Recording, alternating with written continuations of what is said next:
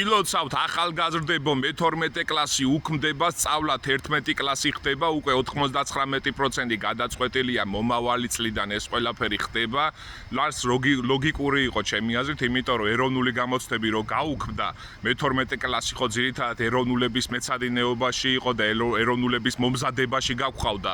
ეხლა გაუქმდა ეროვნულები და შესაბამისად მე-12 კლასში ფიზიკურად ვერაფერს ვეღარ გააკეთებ. მე-11 კლასი იქნება, სადაც წლის ბოლოს ჩააბარებს სკოლის შიდა გამოცდებს და მოეწყობი უნივერსიტეტში. შესაბამისად 90% მოსწავლეებისა და დაჟე 95% მოეწყობა უნივერსიტეტებში, რაც ერთი მხრივ კარგია, მაგრამ მეორე მხრივ რაც იწვევს იმას, რომ შეიძლება თბილისში ყველა უნივერსიტეტი გადაიცვას და ამიტომ რეგიონებში გაიხსნება ახალი ფაკულტეტები, რაზეც უკვე მიდის საუბარი სხვადასხვა რეგიონში.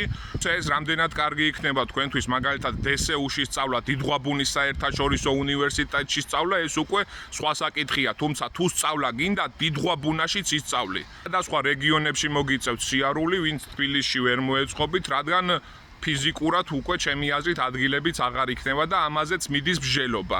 აბა წარმატებები ყველას, ისწავლეთ და ისწავლეთ. ესეთი სიახლეები გვაქვს სწავლის კუთხით.